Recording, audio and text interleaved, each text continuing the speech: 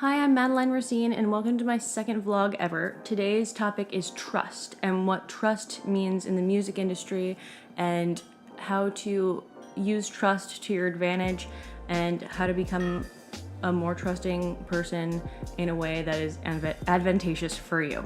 So, first of all, I want to start by talking about why trust is important. First of all, I think when you trust yourself, it's easier to protect yourself and it's easier to trust other people. You really need to be able to trust other people in the music industry because you're going to be working with them closely on creative projects.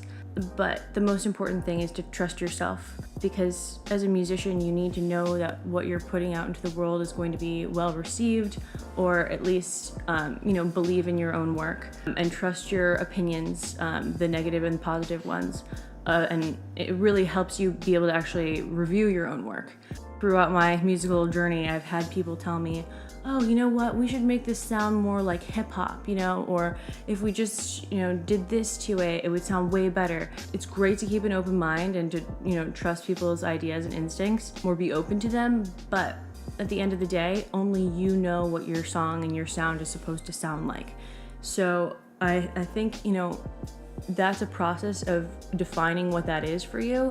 And then once you know what it is, trust that you know that. There's a few steps here, and the first is to know who you are and what your sound is. And after you know that, then you can begin to trust yourself and trust your ideas and concepts. The thing about trust is that in order to trust other people, we really need to trust ourselves. And trusting yourself isn't always easy, especially if you don't know who you are or what you want or what your sound is if you're in the music industry. So I think part of the process of learning to trust yourself comes from really deeply knowing yourself. So related to music, that means knowing what your sound is, who you want to communicate to, what you want to communicate to people through your music, and how you want it to be received and how you want yourself to be received as a performer. So that's a lot. And that takes some people years and years to figure out. And sometimes it just comes naturally to people. For me, it doesn't come naturally. I have to really figure out how I want people to see me, how I want my music to be received, and what kind of music I want to put into the world. That part's a little easier because I know exactly what kind of music I don't want to put into the world. And I also know what I write best. Once you know those things, it becomes a lot easier to trust yourself and trust your tastes and what's going to sound good for you. Trusting yourself also helps you know who not to trust or who not to put your faith in, because you start to get a better idea of who's going to work well with your music, who understands your vision and your creative process. I'm not going to pretend that my radar for Trustworthy People is like on point. It's definitely something that I think all people work through and discover over time. I recently had an experience with a producer who currently has all my stems and revoked access to the Dropbox. If you don't know what stems are, they're like the different components that make up a master track. So it could be the guitar stems, the bass stems, the vocal stems, the harmony stems, all these different stems that create the master track. So I had access to the Dropbox that had all of our stems in it, and then he just took away access and I forgot to download them myself. And that is my intellectual property. So, just different things like that, just to be aware of, know who you're working with, get things in writing. The problem is that artists, sometimes we're really trusting people. Other times we're really not, but none of us usually want to deal with contracts. The only people I know who really love dealing with contracts are lawyers. Find somebody to be on your team who can handle that for you, unless you just really want to get savvy at it. But it's really important to establish business practices before entering into any kind of recording deal or show or anything. And that really comes back to trust. You have to trust who you're working with, but you have to protect yourself first. And make sure that you can trust the person that you're working with. Make sure you always register your songs that you write through ASCAP or BMI as soon as you write them. I register mine almost immediately. It's really easy to do. ASCAP, I think you pay a one-time membership fee, and then you can register as many works. as you want. BMI is really cool. They have a lot of events that you can attend to network with other musicians and publishers and people who will license your music.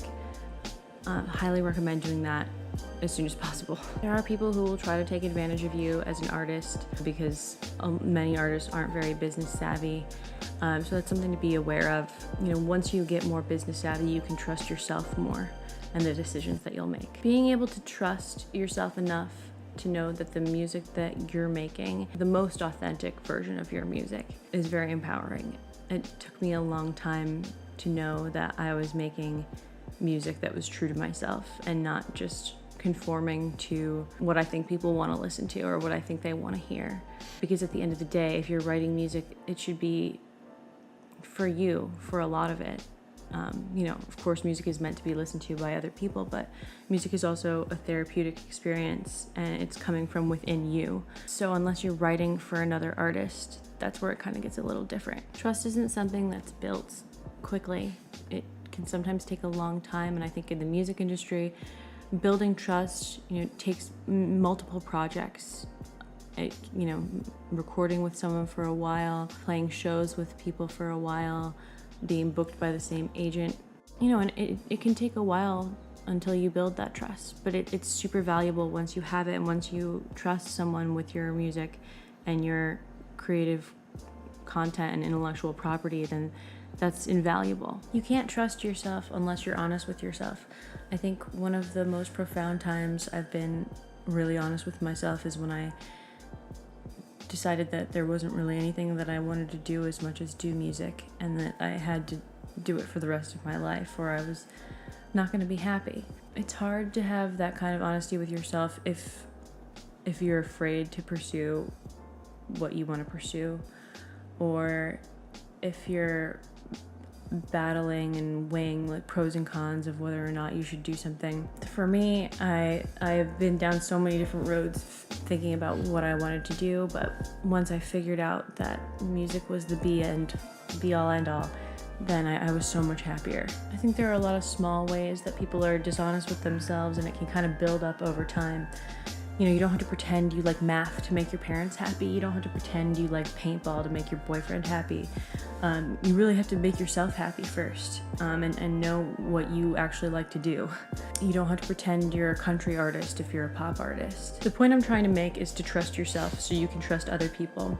When you trust yourself, you can make better music, more authentic, more original, more soulful music that's really coming from within.